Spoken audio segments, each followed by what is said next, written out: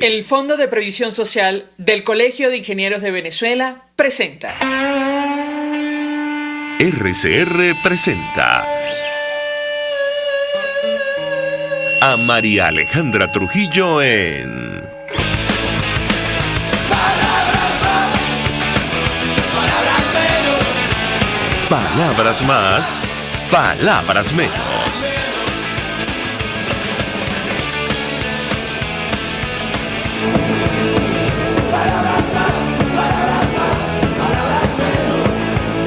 Muy buenos días, amigos de Caracas Radio, lo mejor de este lunes 3 de enero del año 2022. Todo el equipo que trabaja para ustedes a partir de esta hora los saluda. En la producción, Génesis Rodríguez y Mario Villarreal. En los controles, César Arteaga, quien tendrá el inmenso placer de acompañarles, María Alejandra Trujillo. Saben ustedes, se pueden comunicar desde muy temprano a través de la cuenta en Twitter @RCR750, seguirnos por todas nuestras plataformas digitales a través de rcr750.com y nuestras plataformas en TuneIn y YouTube.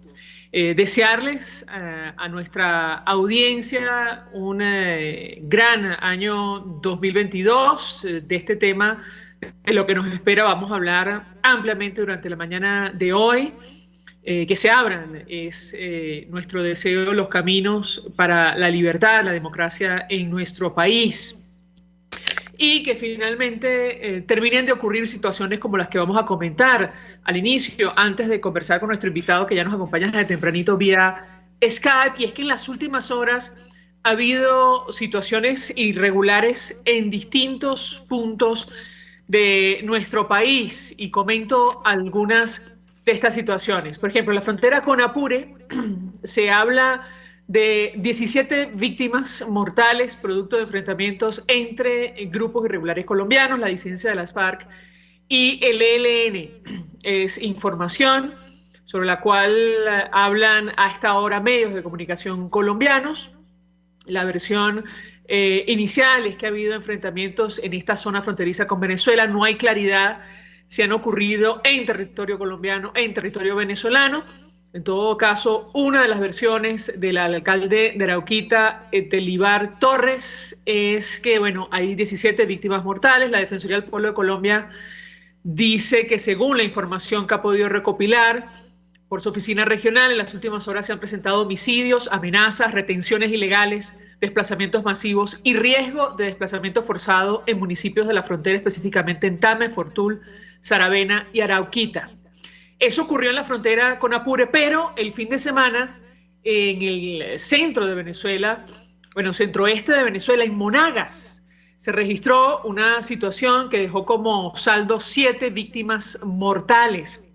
Y sobre esto no hemos visto mayor información oficial o reacciones del régimen de Nicolás Maduro, a pesar de la promesa que él adquirió de enfrentar a estos grupos en nuestro país. Por lo menos 8 horas duraron enfrentamientos de grupos armados en Barrancas del Orinoco, en la localidad del municipio Sotillo, en el estado de Monagas. Esto ocurrió el 1 de enero.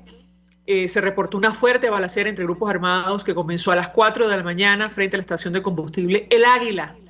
La periodista Pablo Isaosto, y esto lo tomo de efecto Cocuyo, informó que el tiroteo se debe a un conflicto entre la banda del Sindicato de Barrancas y otro grupo irregular, quienes se disputan el control del combustible y el narcotráfico de la zona, y se presume que es un grupo irregular colombiano. Algo también irregular, una situación irregular se presentó en el estado Zulia, que dejó como víctima mortal un efectivo de la Guardia Nacional.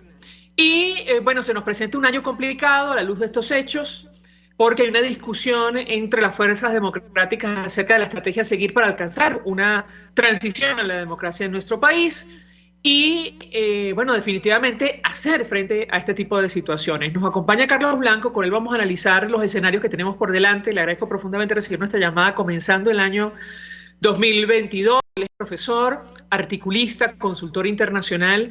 Gracias por atendernos. Buenos días. Buenos días, María Alejandra. Feliz año. Un placer estar aquí. Feliz año a toda la audiencia. Ojalá que este año 2022 sea un año promisor para los venezolanos, para el país, para los que están dentro, para los que están afuera, para toda la familia. Ojalá que ese sea el destino de nosotros los venezolanos en este tiempo. así sea. Yo le pediría un primer comentario a la luz de estos hechos que hemos compartido con la audiencia, cómo pensar en una transición a la democracia en las actuales circunstancias, tomando en consideración el elemento, lo que está ocurriendo con las fuerzas democráticas en nuestro país. ¿Qué puede decirnos? Lo escuchamos. Yo quisiera comenzar exactamente por donde tú comenzaste tu comentario hoy, que son los enfrentamientos entre la disidencia de la FARC y el ELN en distintos lugares del país, en la frontera, lo que está aconteciendo en Barrancas, lo que ha acontecido en distintas ciudades y pueblos de Venezuela, que lo que revela es que el control del territorio nacional está en manos de diversos grupos legales, ilegales, armados, políticos, militares, criminales, etc. Es decir, en Venezuela, y esto lo hemos comentado otras veces en tu programa, ha ocurrido una desintegración del Estado. Y eso ha significado, en primer lugar, la fragmentación del territorio. Es decir, el territorio de Venezuela es objeto de control entre distintos grupos. Y cuando se produce el intento de expansión de un grupo respecto de otro, se producen conflictos. O cuando hay el agotamiento de recursos en una región, en una ciudad, en un territorio determinado, y buscan expandirse, entran en conflicto con los otros grupos que controlan ese territorio. El territorio está controlado, en unos casos, por grupos, por las autoridades militares venezolanas, que también se han repartido el territorio en la forma de las REDIs, las SODIs, las ADI, por grupos criminales como la FARC, el ELN y otros grupos que son bandas criminales que existen en distintos lugares del territorio, que se han fortalecido porque el Estado desapareció y no las combate o se alió con ellos. Y entonces está lo que estamos viendo en Venezuela en este momento. Hay algunas cosas escandalosas que salen por la cantidad de muertos o por el lugar donde los enfrentamientos ocurren. Es precisamente la típica guerra de las bandas criminales, donde está el narcotráfico implicado, la minería ilegal, las guerrillas colombianas, las guerrillas venezolanas y el Estado, lo que era el Estado venezolano, es decir, los grupos militares. Entonces yo pienso que este es el trasfondo sobre el cual hay que pensar la situación del país. Este no es el país que se planteó recuperar la democracia en 2002, por ejemplo. No es el país que se planteó recuperar la democracia en 2005, 2007. Este es un país diferente. Aunque muchos de los venezolanos seamos los mismos de ayer y de antier, los de hoy, el país es otro. El país no es una nación. El país no es una república organizada, sino un territorio desde el cual se lanzan operaciones hacia adentro y hacia afuera del país para controlar recursos, para lavar dinero, para el narcotráfico y, por supuesto, para expandir el poder político de sectores en distintos lugares de América Latina y del Caribe. Este es, digamos, el tipo de sociedad con la cual tiene que enfrentarse quien quiera responder cómo recuperamos la democracia y la libertad en el país.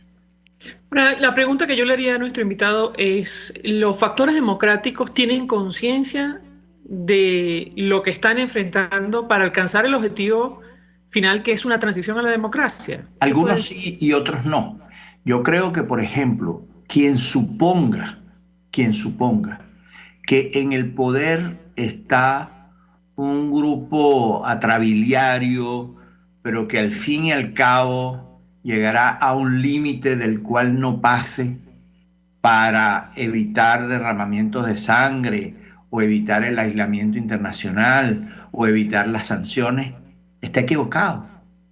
El grupo en el poder encabezado por Maduro es un grupo que no está dispuesto por la vía del razonamiento, de la conversación, de las negociaciones, a dejar el poder. No quiere, por razones ideológicas y políticas, pero tampoco puede. No quiere porque, digamos, ellos piensan que se han propuesto una revolución que va a cambiar el país, la región y el planeta. Esa es la narrativa con la cual se manejan con frecuencia.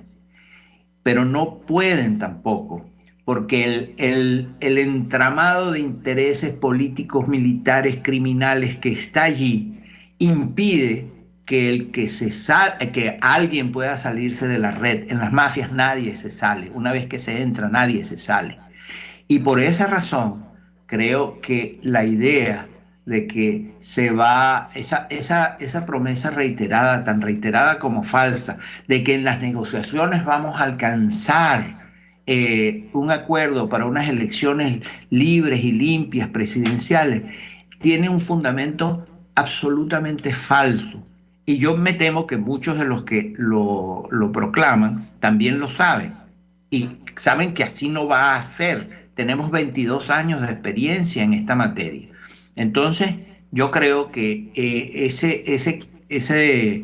esa ruta es una ruta que se ha probado fracasada, que ha llevado al fracaso y que creo que debería ser abandonada. La ruta que se adoptó en 2019, encabezada por Guaidó, que era la ruta, repito la expresión, del cese de la usurpación, es la única ruta que con todas sus complejidades tiene sentido, porque de lo contrario lo que se hace es aplazar y aplazar y aplazar la resolución del conflicto, y no es que las cosas queden igual, no es que hoy no lo resolvimos, mañana regresamos y estamos en la misma situación, no, hoy no lo resolvimos y mañana la situación del país es peor. La situación del control político, militar y criminal sobre la sociedad venezolana es mayor, aunque algunos crean que, bueno, que ya empezamos a recuperarnos, etcétera, etcétera, que es una fantasía que ronda por allí. Ahora, yo le pregunto porque la comunidad internacional, y me refiero a los países comprometidos con una transición a la democracia en Venezuela, están casados con esa idea de alcanzar una transición a través de las negociaciones, utilizando para ello, obviamente, la presión al régimen venezolano. Yo le pediría un comentario porque cerramos el año 2021 con ese llamado a recuperar las negociaciones de México y avanzar en ese camino. ¿Qué puede decirnos? Bueno, yo creo que en realidad esa opinión está equivocada. A mí me parece que la visión que tiene principalmente Estados Unidos sobre Venezuela, porque vamos a ponernos claros, la comunidad internacional en realidad es una diversidad, es una pluralidad. Solamente en un momento, que fue 2019, que se concentró ese inmenso apoyo en la idea del cese de la transición, hubo un entendimiento de que se trataba de desplazar al régimen de Maduro para instaurar un presidente que era el presidente de la Asamblea Nacional, que tenía un fundamento constitucional por ser presidente de la Asamblea. Entonces, a partir de allí, esa comunidad internacional se desperdigó. El Grupo de Lima adoptó desde una posición dura hasta una posición menos dura y ahora contradictoria, porque sus integrantes han variado en el sentido de que la orientación de los gobiernos en muchos países latinoamericanos ha variado. La Unión Europea, muy influenciada por España y en particular por Borrell, también ha cambiado. Y Estados Unidos, Colombia y Brasil, que eran los más cercanos a un apoyo firme y duro, también han cambiado. Y yo creo que la visión que hay que saber que esos países tienen, todos los países en general, es que los países tienen intereses, tienen agendas. Y Venezuela pasó de estar en el primer lugar a estar en el tercero, en el quinto, o a desaparecer de los puntos principales por los propios problemas que los países tienen, elecciones, conflictos internos, y por esta cosa horrible que le ha pasado a la humanidad, que es la pandemia. Entonces, allí se ha producido, sí, sigue manteniendo algunos países interés en Venezuela, pero ya no es el entusiasmo. Interés no es lo mismo que entusiasmo. Y por esa razón, la línea que han adoptado la mayor parte de los países es la línea del conflicto de menor intensidad. Es decir, Maduro, siéntate, Maduro negocia, Maduro cede.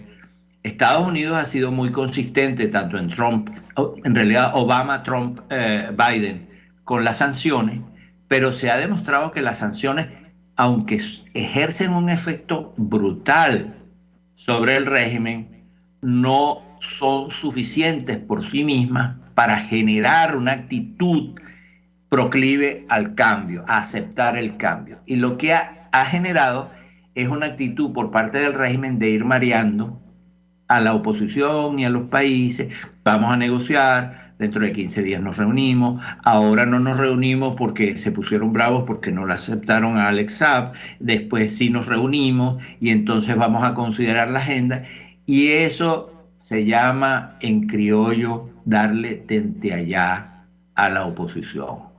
Anda a ver si el gallo puso. Eso es una táctica, además que la hemos visto, no se requiere un análisis muy profundo para entender que la posición que el régimen ha adoptado es la posición de decir, sí, negociaciones, desde luego, estamos muy de acuerdo con las negociaciones, caramba, nos están proponiendo los amigos que negociemos, y tratar a la oposición de la manera que conocemos. Allí se comete un error central, o varios. El primero es que para negociar hay que tener expertos negociadores. Eso es, o sea, no es un dirigente político el que dice, el que negocia.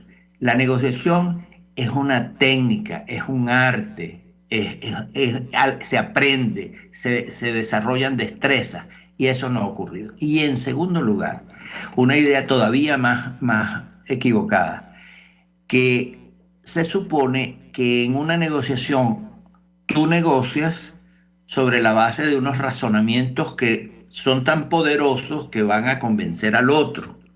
Eso se hace en empresas, entre grupos democráticos que discuten, mira, esta ley vamos a discutirla, no, pero este artículo no, pero este artículo es mejor porque no lo cambiamos así. Pero con un régimen de estas características no hay forma de negociar, sino hay atrás, y como elemento fundamental, la fuerza. La fuerza que haga ver al otro que tiene que negociar, porque si no negocia, entonces le van a ocurrir consecuencias muy malas. Es decir, va a salir en una situación peor de la que entró a las negociaciones. Tenemos que hacer una pausa para publicidad, pero al regreso quisiera referirme acerca de este tema porque va en la línea de lo que planteó la organización 20 Venezuela, y lo hemos hablado con dirigentes de ese partido en varias oportunidades. Digamos, es una estrategia que, entre otras cosas, cuenta con el apoyo de la comunidad internacional. Sin embargo, las cosas han cambiado, como decía nuestro invitado, no solo en Europa, sino en América Latina. De hecho, este año habrá elecciones en Colombia, en Brasil, y no sabemos lo que puede ocurrir, que son socios fundamentales ahora mismo de las fuerzas democráticas en Venezuela. Regreso a la pausa, quisiera referirme a este tema. ¿Cómo plantear la lucha en nuestro país para alcanzar el objetivo, que es una transición a la democracia, tomando en consideración el cambio de la geopolítica internacional que, bueno, lamentablemente nos afecta? Vamos a la pausa, regreso, le doy la palabra para contestar, ya venimos. Usted escucha Palabras Más, Palabras Menos, en RCR 750 AM. Puedes seguirnos en nuestras redes sociales. En Twitter, @RCR750, la radio que se ve. Mensaje del ingeniero José Peraza, tesorero del FONPRES CIB. Estimado colega ingeniero arquitecto y profesional afín, el Colegio de Ingenieros de Venezuela y el Fondo de Previsión Social, preocupado por la salud de tu familia, ha diseñado un sistema de salud integral que coloca a tu disposición y que contiene asistencia primaria de salud, ambulancia, hospitalización, cirugía, oftalmología, dermatología, fisioterapia, psicología, odontología, farmacia y funerario. Para mayor información, visítanos a nuestros portales cib.net.be, fonprescib.net.be, Colegio de Ingenieros de Venezuela, construyendo futuro. Amigos, nace un nuevo concepto de farmacia en Venezuela. Farmacia CVS y más. Todo lo demás. En Farmacia CVS, en español CVS, lo consigues todo en un solo lugar. Salud, belleza, hogar y comida. Un nuevo concepto en todo para un nuevo concepto de vida. Farmacia CVS y más está en el CCCT nivel C1, frente a Beco y al lado del Banco Mercantil. En Instagram, FarmaCVS. Farmacia CVS y más. Todo lo demás. Todos las piensan, todos las escuchan y María Alejandra Trujillo te las dice. Palabras más, palabras menos. Continuamos en las palabras más, palabras menos, hablando acerca de, los escenarios políticos de nuestro país, comenzando este año 2022. Nos acompaña Carlos Blanco, profesor universitario, articulista, consultor internacional, y yo le cago una inquietud acerca del viraje a la izquierda en América Latina, el impacto que los cambios geopolíticos pueden tener para la lucha democrática en nuestro país y con el fin de alcanzar el objetivo final, que es una transición a la democracia en Venezuela. ¿Qué puede decirnos? Lo escuchamos. Yo estoy opuesto a pensar que todos los triunfos de la izquierda en América Latina que han ocurrido deban ser leídos en la clave venezolana, según la cual todo triunfo de la izquierda es un triunfo de Maduro y todo triunfo de la derecha es un triunfo de las fuerzas democráticas del país. Por una razón muy, creo yo, profunda, que es que el esquema de derecha e izquierda se reventó hace décadas y hay gente que no se ha dado cuenta. Yo creo que el esquema que va de la derecha a la izquierda ha sido sustituido por un eje vertical que va del autoritarismo a la libertad. Y yo creo que ese es el eje en el cual hay que colocarse. Hay gobiernos de izquierda con los cuales uno puede estar en total desacuerdo desde el punto de vista de sus políticas, pero que no dejan de ser gobiernos democráticos. Y no es lo mismo el caso de Venezuela que el caso de otros países que han experimentado cambios. Y esos cambios, y por otro lado, creo que hay que decir que el problema de la pérdida de apoyo de las fuerzas democráticas del país no es porque haya triunfado fulano o mengano en tal país, sino porque la fuerza interna de la oposición democrática venezolana se ha debilitado en Venezuela. Ese es el problema. Es decir, cuando en Venezuela hay una línea clara de la oposición y hay fuerza por parte de la oposición, entonces allí se recaba apoyo, se neutralizan a los adversarios, se generan aliados, pero cuando las fuerzas internas están dispersas, carecen de rumbo, obviamente se pierde el apoyo indispensable. Yo soy de los que piensan que es necesario concebir una estrategia más comprensiva. Y pienso que esta discusión sobre el interinato es una discusión que no conduce a ninguna parte. ¿Por qué? Porque la discusión sobre mantener o no el interinato es una discusión que carece de sentido si no nos preguntamos ¿para qué? El para qué fue respondido en 2019 de una manera: para el cese de la usurpación, para instalar un gobierno de transición y lograr elecciones democráticas. esos eran los objetivos y ese era el orden sucesivo del planteamiento. Eso no se logró y, por cierto, ni Guaidó ni su grupo ha explicado por qué cambiaron el objetivo. Ahora el objetivo es otro. Y ese otro objetivo es mantenerse, es el control de los activos en el exterior, es luchar por unas elecciones democráticas para que Maduro las conceda en la mesa de negociaciones de México, donde sea. Y todos esos objetivos yo creo que están descaminados. Primero, por ejemplo, el control de los activos. No hay ninguna manera para que Estados Unidos y Colombia, donde está Citgo y Monómero, para referirme a esos ejemplos, vayan a entregarle a Maduro los activos de Venezuela, esté Guaidó o no esté Guaidó. Perdón que lo interrumpa, en el caso de Colombia, si hay un cambio político, por ejemplo. En Colombia. Claro, en Colombia si hay un cambio político hacia la izquierda y hay un reconocimiento abierto o implícito al régimen de Nicolás Maduro, pende de un hilo el destino de Monómero. Pero eso no es Colombia, eso no es Venezuela, eso es Colombia. Eso Correcto. No depende de que Guaidó sea presidente o no sea presidente, eso depende de Colombia, de los procesos políticos internos de Colombia. Entonces, lo que yo digo... En el caso de Citgo, si nos vamos a los Estados Unidos, lo que nos han explicado, o al menos el procurador especial designado por el gobierno interino, es decir, la representación jurídica de Juan Guaidó o el equipo que él ha designado es fundamental en el caso de los litigios en el exterior. Si eso no existe, muy probablemente, vamos a perder esos bienes en manos de los acreedores o en manos del régimen de Maduro. El tema de los acreedores de Citgo en Estados Unidos es algo distinto, es un proceso judicial.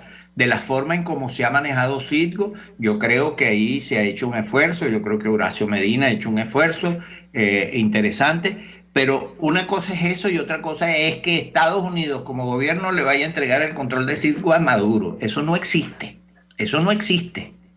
Incluso, voy más allá, en el caso del oro de Inglaterra también podría ocurrir, lamentablemente, en el caso del oro de Inglaterra es distinto porque ahí hay un proceso judicial, eso es verdad.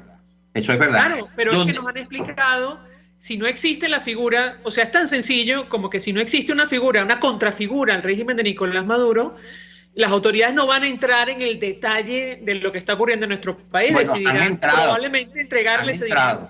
Han entrado en el detalle. Yo pienso que eso depende de lo que ocurra en Venezuela. Si en Venezuela hay un movimiento poderoso, esos bienes están asegurados. Si no hay un movimiento poderoso, eso lo van a agarrar los acreedores, no que los gobiernos. O sea, esa es una idea, yo creo que es falsa, que los gobiernos democráticos del mundo, aliados a la causa democrática de Venezuela, si no está Guaidó, van a entregar los bienes a Maduro. Eso no es verdad, eso no es verdad. Yo lo que sí creo es que es necesario rearticular la política en Venezuela para lograr plantear los objetivos correctos y para mí eso pasa por una renovación de la dirección política del país, de la dirección democrática del país. Hay la propuesta que ha hecho María Corina sobre la elección popular de una nueva directiva. Esa es una propuesta, puede haber otra, pero lo que está claro es que hay que generar una nueva dirección con objetivos claros y con una estrategia clara. No es una nueva dirección cambiar estas figuras por estas figuras porque son mejores, más simpáticas, no, sino es cambiar una dirección para tener unos objetivos claros, para desarrollar una estrategia que consulte las fuerzas nacionales e internacionales, civiles, militares y de todo orden, que puedan llevar a Venezuela a una transición hacia la libertad. Eso es lo que yo vería. Si me permite, Carlos, cuando tengo que hacer una pausa para ir a la publicidad, quiero ahondar al regreso en este tema. Lo hemos hablado con la dirigencia de 20 Venezuela. Y por otra parte, no podemos dejar de lado que en un par de días se inicia otra vez la renovación, la continuación del gobierno interino, esperando la aprobación en segunda discusión del estatuto, de la reforma al estatuto para la transición en nuestro país. Al regreso quisiera referirme a estos dos temas, si me permite. Ya venimos. Estás escuchando Palabras Más, Palabras Menos, por RCR 750 AM. Sintonízanos a través de Periscope, @RCR750, la radio que se ve.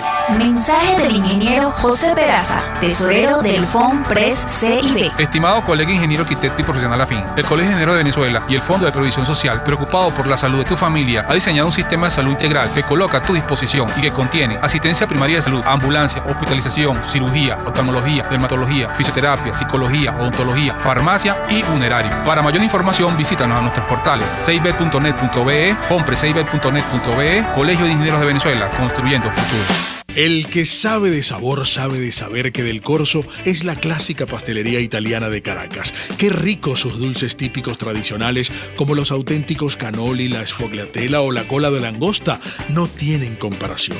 La pasta seca de almendras y chocolate o su gran variedad de tortas, cumpleaños, bodas, bautizos o comuniones, reuniones familiares o eventos corporativos. Teléfono 0212-941-1971. Pastelería Del Corso, la pastelería italiana por tradición y excelencia. Información, opinión, contraste. María Alejandra Trujillo está en Palabras Más, Palabras Menos. Continuamos, amigos, palabras más, palabras menos, comenzando este año 2022, tratando de dibujar los escenarios políticos que Venezuela tiene por delante. Va a ser un año difícil, complicado, pero además yo diría que también determinante para el destino político de nuestro país. Nos acompaña Carlos Blanco. Yo les hago un par de inquietudes. La pregunta que le hago es cómo articular esta iniciativa de consulta popular para renovar la dirigencia o los liderazgos de nuestro país que propone 20 Venezuela, de la forma más integradora posible, incluyendo o sin dejar por fuera, mejor dicho, al gobierno interino de Juan Guaidó, que entendemos, se renueva en un par de días en nuestro país. Lo escuchamos. Bueno, yo creo que una propuesta como esa, digo que no es la única que puede existir, pero me parece que es una propuesta bien interesante, es tratar de cambiar el tercio de la discusión en la oposición. Hasta ahora hemos tenido unos cambios que han significado tener un grupo que se amplía, un G, X, G7, G9, G10, G4, G3, y ahora parece que marchamos al G1. Es decir, hay unos cambios que son en el mismo nivel, en el mismo plano. Se suman partidos, se restan partidos, se suman organizaciones supuestas o realmente representativas de la sociedad civil, pero yo creo que ese esquema se agotó. Se agotó porque el proceso lo agotó, porque no ha sido capaz, no ha tenido las posibilidades, fallaron o las condiciones cambiaron. Entonces ahora hay que, y se ha producido en ese marco, una dinámica de descreimiento de la sociedad respecto no de la dirección opositora, sino de la política en general. Es decir, noto, y por supuesto esto es controversial y puede no ser la realidad así para otros, pero yo noto una división nueva en el país desde hace algunos años, pero ahora mucho más profunda. Hasta hace un tiempo era una división entre chavistas y antichavistas, muy cerca, muy fuerte, muy enconada. No deja de existir, pero ahora yo noto una división que tiene otro carácter, que es la de los de arriba versus los de abajo. Lo de la gente común, normal, que hace sus diligencias, que trata de conseguir comida, que va aquí, que va allá, y la dirección política del país. Yo creo que eso es terrible, porque en cuanto a eso lo resuelve el régimen con dos instrumentos, plata y represión. O sea, no me apoyan, bueno, ese es su problema, pero aquí hay plata para comprar apoyo y si no resulta, represión. Pero para la oposición eso no es ni el camino ni las posibilidades. Entonces es necesario recuperar lo que podríamos llamar una legitimidad social. Y eso yo creo que se hace mediante una amplia consulta popular. Ahora, ¿cómo se hace eso? Eso no puede ser, obviamente, una operación de 20 de un solo partido político o de 3 o 4 partidos políticos. Esa es una propuesta que tiene que ser tomada por sectores que la sociedad democrática encuentre confiables. No voy a utilizar la palabra notables porque esa está muy desprestigiada en la historia política contemporánea de Venezuela, pero gente que le dé confianza a todos los sectores políticos que quieran comprometerse con el cambio democrático, con la lucha por la libertad y con una estrategia integral para lograr ese objetivo. Y así todos los factores políticos, representativos de la sociedad civil, puedan participar en igualdad de condiciones confiando en el resultado de esa consulta popular.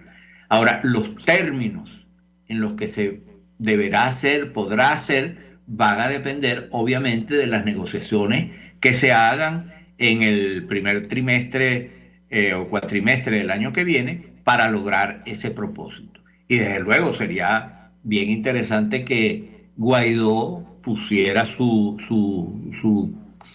posición y su prestigio, lo que signifique para el país en el camino de esa renovación. Yo creo que se comete un inmenso error al dar por sentado una especie de interinato eterno, porque estamos desde 2019, en 30 días, según el artículo 233 de la Constitución, se iban a hacer elecciones. Por supuesto, nadie pensó que en 30 días se podían hacer, pero digamos, era un mandato urgente, que tenía un límite, que se podía extender por razones de fuerza mayor, pero vamos para 3 años. O sea, esto no tiene nada que ver, esto es una república, esta es realmente una república aérea la que está presidiendo Guaidó en este momento. Entonces a mí me parece que esto es necesario considerarlo. Sobre lo que está discutiendo, hoy discute la Asamblea Nacional la reforma del Estatuto para la Transición. Y como vemos, ahí hay una disputa. La posición de algunos factores y de Estados Unidos, en este caso, que es muy clara, es que continúe el presidente interino, pero no el gobierno interino. Entre las observaciones que se han hecho a ese gobierno interino está la forma, el manejo de los recursos, las acusaciones de corrupción que ha habido, una estructura burocrática aparentemente muy amplia de funcionarios, de 1.600 dicen uno, de 2.000 otros, que están vinculados a esa, y eso no lo ha dicho gente del régimen, eso lo ha dicho gente vinculada a estos factores de la oposición. Y la otra posición, que es la del G4, que controla la Asamblea Nacional, es la posición de que hay que, no solamente que para mantener el interinato, la Asamblea Nacional debe ejercer un control administrativo mucho mayor en distintos ámbitos. Es decir, continuaría siendo una especie de junta de gobierno donde Guaidó es un primus inter pares, pero donde decide 4 partidos y Guaidó en una junta de gobierno bien extraña, bien curiosa. Y en realidad ninguna de esas dos alternativas resuelve el problema de la libertad en Venezuela, que es lo que debería ser la discusión de cómo se construye un poderoso movimiento otra vez para dar cuenta de los objetivos de la libertad en Venezuela. Yo creo que ese es el tema. Carlos Blanco, 1.000.000 de gracias por atendernos, acompañarnos, comenzando este año 2022, expresando opinión y análisis acerca de este tema, que además es motivo de discusión para todos los venezolanos, el destino político de nuestro país, los que se quedan, los que están todavía en territorio nacional y los que continúan saliendo, lamentablemente, huyendo de la crisis humanitaria compleja que afecta a nuestro país. Gracias por atendernos, acompañarnos la mañana de hoy. Nosotros nos despedimos y lo hacemos a nombre de Jaime Nestares, en la dirección general de la estación, en la gerencia de producción Willy Charcaya, en la producción Génesis Rodríguez y Mario Villarreal, en los controles César Arteaga, quien tuvo el placer de acompañarles, María Alejandra Trujillo. El Fondo de Previsión Social del Colegio de Ingenieros de Venezuela presentó. RCR presentó Palabras Más, Palabras Menos. RCR 750 AM. Palabras más, palabras menos. Puedes seguirnos en nuestras redes sociales. En Twitter,